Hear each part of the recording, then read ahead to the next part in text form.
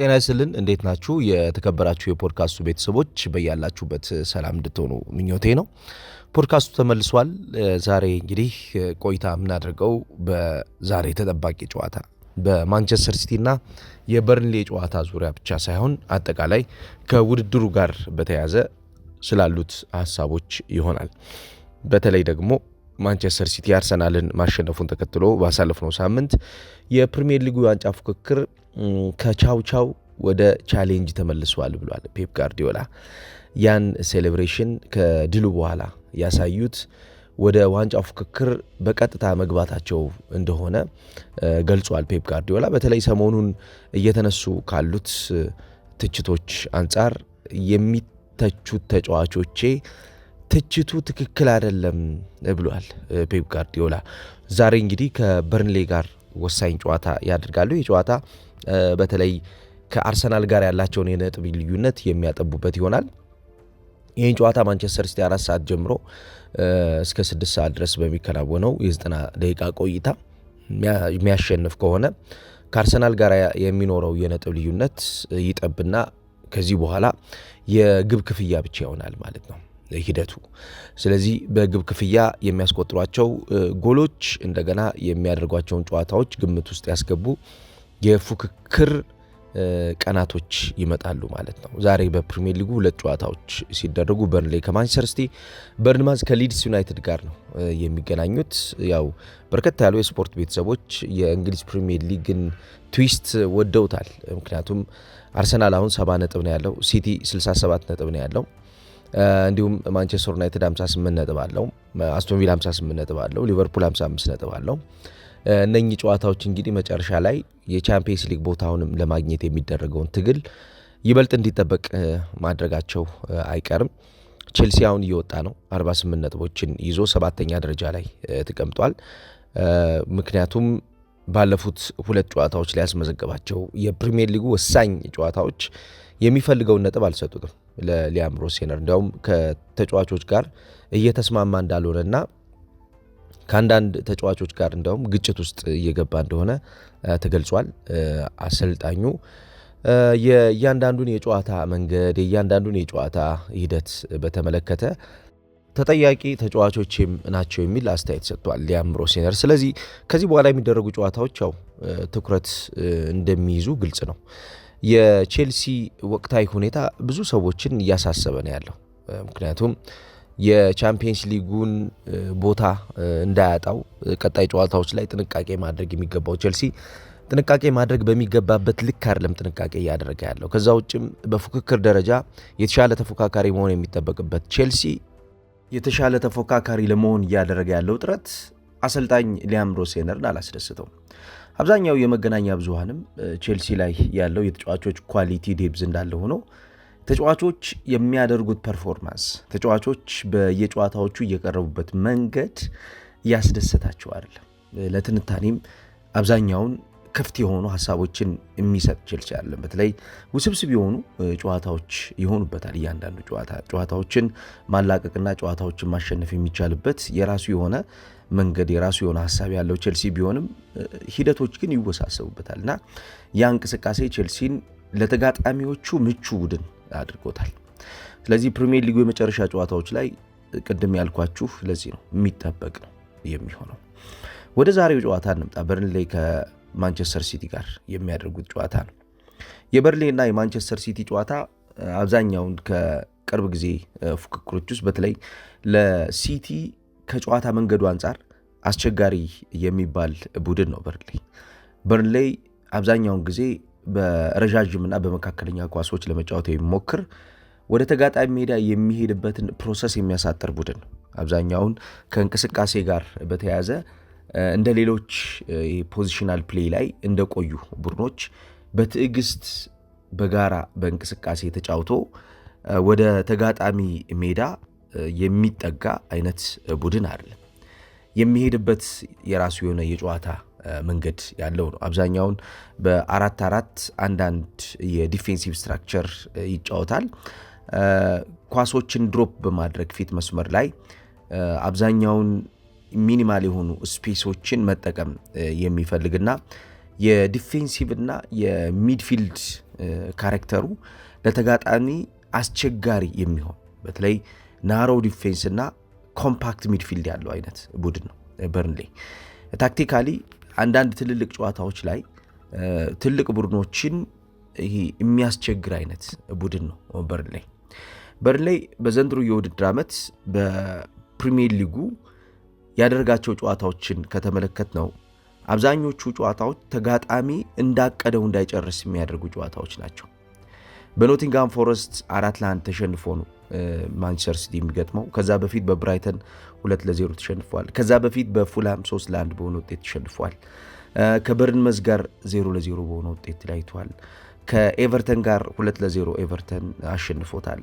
ከብሬንፎርድ ጋር ብሬንፎርድ 4-3 በሆነ ውጤት አሸንፎታል። ከቼልሲ ጋር 1-1 በሆነ ውጤት ተለያይቷል። ከዛ ውጭ ይሄ ትልልቅ የሚባሉ ጨዋታዎችን ስንመለከት በተለይ ይሄ ለመጫወት በእንቅስቃሴ የተሻለ የጨዋታ እሳቤ ያላቸው ቡድኖችን ካየን ከነሱ ጋር አቻ ወይንም ደግሞ ጨዋታዎችን ለማሸነፍ የቀረበ አይነት ቡድን ነው የምንመለከተው። ለምሳሌ ከማንቸስተር ዩናይትድ ጋር 2-2 የተለያየበትን ጨዋታ ማንሳት እንችላለን። ይሄ ጨዋታ በጣም ጠንካራ ፉክክር የተደረገበት ጨዋታ ነው። በርከት ያሉ የማንቸስተር ዩናይትድ ደጋፊዎች የሚያስታውሱት ይመስለኛል። እንዲያውም አይደን ሄቨን ያስቆጠረው የራሱ ጎል ነበር ቀዳሚ የነበረው። ከዛ ቤንጃሚን ሼሽኮ በ50ኛውና በ60ኛው ደቂቃ ጎል አስቆጠረ። አንቶኒ 66ኛው ደቂቃ ላይ ጎል አስቆጥሮ ነበር ያ ጨዋታ የ2-2 ውጤት ሆኖ ያለቀው። የሚገርመው በዚህ ጨዋታ ላይ በርንሌዎች ሹት ኦን ታርጌታቸው 1 ነበር። ኢላማውን የጠበቀ ሙከራ በማድረግ 1 ኢላማውን የጠበቀ ሙከራ ያደረጉበት ጨዋታ ነው። ከዛ ውጭ በአጠቃላይ ዋይድ አታኮችን ስንመለከት 5 ዋይድ አታኮችን አድርገው ፖሴሽኑ ማንቸስተር ዩናይትድ 65% የኳስ ቁጥጥር የወሰደበት ነበር። የሚደንቀውን ፓርት ልንገራችሁ። ምናልባት ሲቲ ዛሬም ሊቸገርበት ይችላል ተብሎ የሚታሰበው ማለት ነው። በርንሌ አብዛኛውን ኳስ ንክኪ ላይ የኳስ ሽግግሮችን የሚፈልግ ቡድን አይደለም። ስፔስ ነው የሚከለክለው። ኮምፓክት ነው ብያችኋለሁ። 552 ፓሶችን ያደረገው ማንቸስተር ዩናይትድ 299 ኳሶችን ከተቀባበለው በርንሌ ጋር ነበር ጨዋታውን ያደረገው የነበረው እና ይሄ ሜዳን መከልከል ኳስን መከልከል ታሳቢ ያደረገ ስራ የሚሰራ በተለይም ኮምፓክት ሆኖ በመከላከል ጥብቅ ሆኖ የመከላከል አውትሌቱን ዘግቶ ቡድን በሚመጣበት ሰዓት አንድ ተቃራኒ ቡድን የሚፈልገውን ነገር እንዳያገኝ የሚፈልገውን ነገር ለማግኘት ጊዜ እንዲወስድበት የሚያደርግ ቡድን ነው። ከዛ በኋላ ሌላውን ጨዋታ ላስታውሳችሁ። ሊቨርፑል ጋር 1-1 በሆነ ውጤት የተለያየበትም ጨዋታ ለዚህ አንዱ ምልክት ነው። እንዲያውም በዚህ ጨዋታ ላይ ቨርትስ ጎል አስቆጥሮ 42ኛው ደቂቃ ላይ 65ኛው ደቂቃ ላይ ነበር ኤድዋርድስ ጎል ያስቆጥረው። በጨዋታው በጣም የሚደንቀው ፓርት 28 ዋይድና ናሮ አታክ ኢላማውን የጠበቀና ያልጠበቀ ሙከራዎችን ሊቨርፑል አድርገዋል። እንዲያውም ሊቨርፑል በፕሪሚየር ሊጉ ከፍተኛ ኢላማውን የጠበቀና ያልጠበቀ ሙከራ ያደረገበት ጨዋታ ነው ለሊቨርፑል። የኳስ ቁጥጥሩን ብንመለከት 73% የኳስ ቁጥጥር ነበራቸው ሊቨርፑሎች። በዚህ ጨዋታ ላይ በርንሌዎች 6 ነው ዋይድና ናሮ አታክ ያደረጉት። በሊቨርፑል በ22 ናሮና ዋይድ አታክ ስትራክቸር ይበለጣሉ። 27% የኳስ ቁጥጥር ነበራቸው። እንግዲህ የሊቨርፑልን የኳስ ቁጥጥር ከተመለከት ነው ከፍተኛ የኳስ ቁጥጥር እንደነበረ ቀደም ሲል አንስቼላችኋለሁ። 73% የኳስ ቁጥጥር የነበረው ሊቨርፑል ነው። ግን ጨዋታው 1-1 በሆነ ውጤት ነበር የተጠናቀቀው። ከቶትንሃም ጋር ያደረጉትን ጨዋታ ከተመለከቱ 2-2 በሆነ ውጤት ነው ጨዋታው የተጠናቀቀው። በዚህም ጨዋታ እንዲሁ በርንሌዎች ቀድሞው ቫንዴቬን ባስቆጠረው ኳስ እየተመሩ ነበረ። ከዛ ቱዋንዜቤ ጎል አስቆጠረ። ከዛ በኋላ ፎስተር እንዲያውም ጎል አስቆጥሮ እስከ 90ኛው ደቂቃ ድረስ 2-1 በሆነ ውጤት መምራት ጀምሮ ነበር። መጨረሻ ላይ ክርስቲያን ሮሜሮ ባስቆጠረው ኳስ ነበር 2-2 ጨዋታቸውን ያጠናቀቁት። ይሄም እንደ ሊቨርፑሉ ጨዋታ the same theory ነው ያለው። 7 ዋይድና ናሮ አታክ ነው ያደረጉት። 17 ዋይድና ናሮ አታክ አድርጓል ቶትንሃም። በአጠቃላይ 62% የኳስ ቁጥጥር ነበረው ቶትንሃም። ይሄ የጨዋታ መንገዳቸው ከትልልቅ ቡድኖች ጋር በሚጫወቱበት ሰዓት ቼልሲን ጨምሮ አሁን ከቼልሲ ጋር 1-1 የተለያዩበትም ጨዋታ ያን ነው የሚመስለው። በዚህ ጨዋታ እንዳውም ፎፋና በቀይ ካርድ የወጣበት እንደነበር እናስታውሳለን። ቼልሲዎች 4ኛው ደቂቃ ላይ ፔድሮ ባስቆጠረው ኳስ መርተው ፍሌሚንግ ያስቆጠረው የ93ኛው ደቂቃ ጎል ነበር ጨዋታውን ባቻ ውጤት እንዲያጠናቀቁ የረዳቸው የነበረው። ስለዚህ ከእግር ኳስ እንቅስቃሴ አንጻር በተለይ በርንሌ የሚጫወትበት አንዱ መንገድ ኮሚትመንቱ ነው። ስትራክቸራቸው ኮሚትድ የሆኑ ተጫዋቾችን በሜዳ ውስጥ ይይዛሉ። ዛሬም ማንቸስተር ሲቲ ከሚቸገርበት አንዱ ሀሳብ ውስጥ ኮሚትድ የሆኑ ፍሪኩዌንትሊ በጣም በተደጋጋሚ ወደኋላ ድሮፕ እያደረጉ ስፔስ የሚከለክል ቡድን ስለሚሆን በሎው ብሎክ ሲቹዌሽን ውስጥ ማንቸስተር ሲቲ ሪዚሊየንት ካልሆነ በጣም በመታተር በጣም ነገሩን በመቋቋም ነገሩን በትዕግስት በማከናወን የአማካኝና የተከላካይ መስመር ተጫዋቾችን ሰብሮ ወደ ተጋጣሚ ሜዳ ሄዶ ጎል ለማስቆጠር ያለው ትዕግስት ከፍ ካላለ ዛሬ ማንቸስተር ሲቲ ሊቸገር እንደሚችል የሚጠበቅ ነው። ቪንሴንት ኮምፓኒ የዚህ ቡድን የታክቲካል ማሽን መነሻ ሀሳብ ነው። በእርግጥ የእሱ ቡድን አብዛኛውን ጊዜ ከእንቅስቃሴ ጋር በተያዘ ይሄ ሎው ብሎክን የሚመርጥ አይደለም። የኮምፓኒ ቡድን አብዛኛውን የሚፈልገው ተስፋፊ የሆኑ እንቅስቃሴዎችን ወደፊት እየሄደ ተስፋፊ የሆኑ እንቅስቃሴዎችን የሚጫወት በተለይም ደግሞ በእንቅስቃሴ ምንድነው በሁሉም የሜዳ ክፍል ላይ ተጫዋቾቹ አስበው የሚጫወቱበትን የጨዋታ መንገድ እንዲደጋግሙ ነው የሚፈልገው ኮምፓኒ ይሄንን አድርጎ በበርንሌይ ከወጣ በኋላ ወደ ባየር ሙኒክ በሄደበት ጊዜ የጨዋታው ሐሳቡ ወደ 4-4-1-1 ስትራክቸር እየተለወጠ የመጣበት ዋነኛው ምክንያት ሪስኪን መቀነስ መፈለጉ ነው። በርንሌይ አሁን የቪንሴንት ኮምፓኒ የጨዋታ ሐሳብ በባየር ሙኒክ ካየነው ሃይ ሪስክ ሃይ ሪዋርድ የሚል ሐሳብ አለው። ኢንቨርትድ ፉልባኮችን ዋይድ ዊንገሮችን ይጠቀማል። ይሄ ፍሉድ የሆነው የጨዋታ ስትራክቸሩ በሚጀምርበት የጨዋታ ሐሳቤ የሚቀጥል አይደለም። 3-2-5 2-2-6 ስትራክቸሮችን የሚደጋግም 4-2-3-1 4-3-3 3-2-5 2-2-6 የጨዋታ ስትራክቸሮችን በሃይ ሪስክ እና በሃይ ሪዋርድ የአታኪንግ ስትራክቸር ውስጥ በመቆየት አግሬሲቭ ሬስ ዲፌንስን በማዘጋጀት ኮምፓኒ አብዛኛውን ጊዜ የሱ ቡድን ኳስ በሚያጣ ሰዓት ይሄ ቦታ እንዲከላከል ያደርግና ኢሚዲየት ፕሬሲንግ ስትራክቸር ቡድኑ እንዲፈጥር የሚያደርግ ነው። በተለይ ተጋጣሚ ቡድን ይዞት የሚመጣውን የካውንተር አታክ ስትራክቸርን የሚከለክል ነው በበርንሌይ የነበረው። አሁን በባየር ሙኒክ ይህንን ሐሳብ በተጫዋቾች ኳሊቲ አሳድጎት ነው እየደጋገመ የሚገኘው። በበርንሌይ የነበረው ቡድኑና አሁን ላይ ያለው ቡድኑ የሚለያየው ለምሳሌ ቅድም ያልኳችሁን የአግሬሲቭ ሬስ ዲፌንስ ምርጫዎቹ ጥሩ የነበረበት ዋነኛው ምክንያት የኳሊቲ እድገት አሳይቷል። ባየር ሙኒክ የኳሊቲው እድገት ታክቲኩን ይበልጥ እንዲበስልና ታክቲኩ ይበልጥ በሌሎች ቡድኖች ላይ ዶሚናንት ታክቲክ እንዲሆን አድርጎታል። ወደዚህኛው ወደ በርንሌው ሐሳብ ስንመጣ ግን ታክቲኩ አብዛኛውን ከእንቅስቃሴ ጋር በተያያዘ ያደገ ነገር እንዳይኖረው ያደረገው ምንድን ነው? የተጫዋቾች የኳሊቲ ችግር። ተጫዋቾች የኳሊቲ ችግር ነበረባቸው። ያ የተጫዋቾች የኳሊቲ ችግር እንቅስቃሴውን ገድቦበታል። በመስመሮች የሚደረጉ ሽግግሮች፣ ከራስ ሜዳ የሚወጡ ሐሳቦች፣ ወደ መጨረሻው የሜዳ ክፍል በሚደረጉ ወሳኝ የሚባሉ ዳር ተደርገው በሚወሰዱ የማጥቃት ሐሳቦች ውስጥ ተጫዋቾች የሚኖራቸው የተዋናይነት ሚና፣ የሃፍ ስፔስ አጠቃቀማቸው፣ ዊድዝን የሚጠብቁበት መንገድ፣ ስትሬች የሚያደርጉበት መንገድ እንቅስቃሴውን ይመራልሃል ማለት ነው። ስለዚህ በርንሌይ ሶሊድ የሆነ ቡድን ሆኖ አሁን ዲፌንሲቭ ስትራክቸሩን ብቻ ሜንቴን የሚያደርግ ያ የዲፌንሲቭ ስትራክቸሩን የሚያሳድግ ቡድን ሆኖ ነው ዛሬ ሲቲን የሚገጥመው።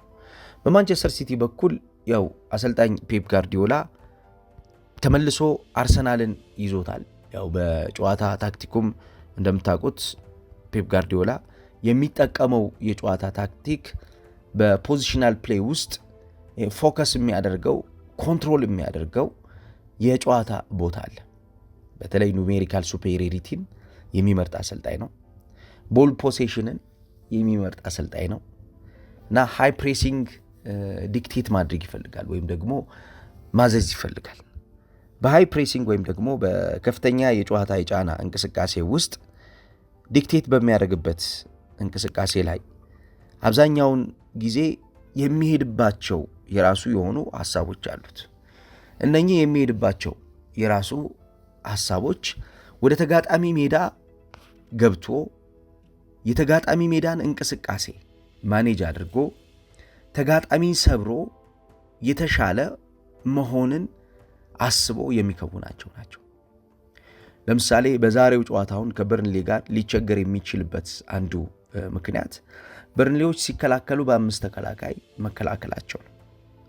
የአማካኝ ክፍል ተጫዋቾቻቸው ወደ ኋላ ድሮፕ አድርጎ የሚከላከሉበትን እሳቤ መስመር ይጠበቅበታል። ስለዚህ እሱ ኢንሹር የሚያደርገው ወይም ደግሞ የሚያረጋግጠው ነገር ምንድን ነው? በዛሬው ጨዋታ ትራያንግሎች አብዝቶ መፈጠራቸውን ማረጋገጥ በፖዚሽናል ፕሌዩ በሱ የጨዋታ ሐሳብ የሚፈልገው ነው።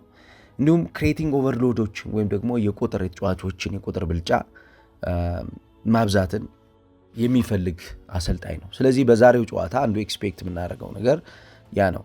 ዛሬ ፔፕ ጋርዲዮላ ካሸነፈ 70 ነጥብ ላይ ያርፋል። ይሄ ማለት ከአርሰናል ጋር የሚኖረው የነጥብ ልዩነት ይጠባል ማለት ነው። ምክንያቱም አርሰናል 70 ነጥብ ነው ያለው፣ ሙሉ ጨዋታ ተጫውቷል። ከዚህ በኋላ 5 ጨዋታዎች ነው የሚቀሩት። ልዩነቱ የሚሆነው የግብ ክፍያው ይሆናል ማለት ነው። ምክንያቱም ሁለቱም ቡድኖች ያስቆጥሯቸው ጎሎች ናቸው ከዚህ በኋላ ጄጅ የሚያደርጓቸው። አሁን ላይ ባለው ውጤት ማንቸስተር ሲቲ ከአርሰናል አንድ ዝቅ ያለ ጎል አለው። ሲቲ 36 ጎሎች አሉት፣ አርሰናል 37 ጎሎች አሉት። ሁለቱም በዚህ የውድድር ዓመት ካስቆጥሯቸው ጎሎች አንጻር ሲቲ በሁለት ጎሎች አርሰናልን ይበልጧል። 65 ጎሎችን አስቆጥሯል እስካሁን በ32 ጨዋታዎች። አርሰናል በ33 ጨዋታዎች 63 ጎሎችን አስቆጥሯል። አርሰናል ዲፌንሲቭሊ 26 ጎሎች ነው የተቆጠሩበት፣ ሲቲ 29 ጎሎች ተቆጥሮበታል።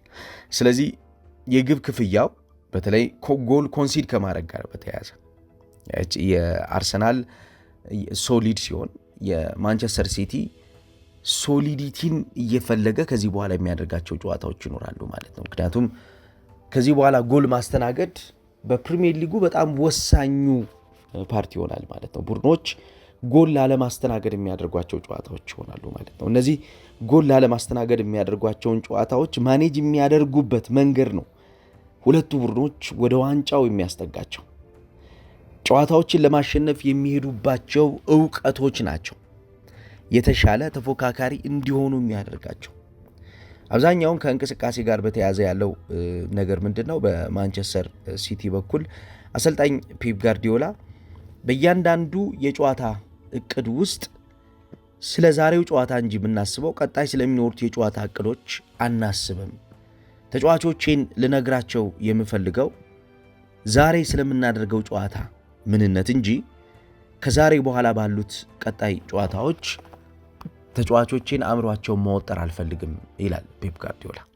ከዚህ በኋላ ባሉት ጨዋታዎች ላይ ተጫዋቾቼ ትኩረት እንዲያደርጉ የምፈልገው በእያንዳንዱ ጨዋታዎች ላይ እንጂ በጥቅል ጨዋታዎች ላይ ፎከስ እንዲያደርጉ አልፈልግም ነው እያለ ያለው።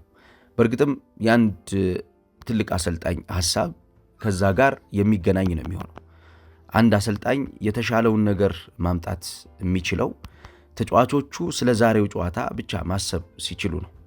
የዛሬውን ጨዋታ ብቻ አስበው የዛሬውን ጨዋታ ብቻ ማኔጅ አድርገው ስለ ቀጣዮቹ ጨዋታዎች ደግሞ በየጨዋታ ቀናቶቹ በሚያሳዩት ፐርፎርማንስ ላይ ብቻ ላይ እንዲያርፉ ነው የሚፈልገው። ሲቲዎች ከአርሰናል ጋር በነበራቸው ጨዋታ ሴሌብሬት ማድረጋቸው ወይን ሩኒ አበሳጭቶታል።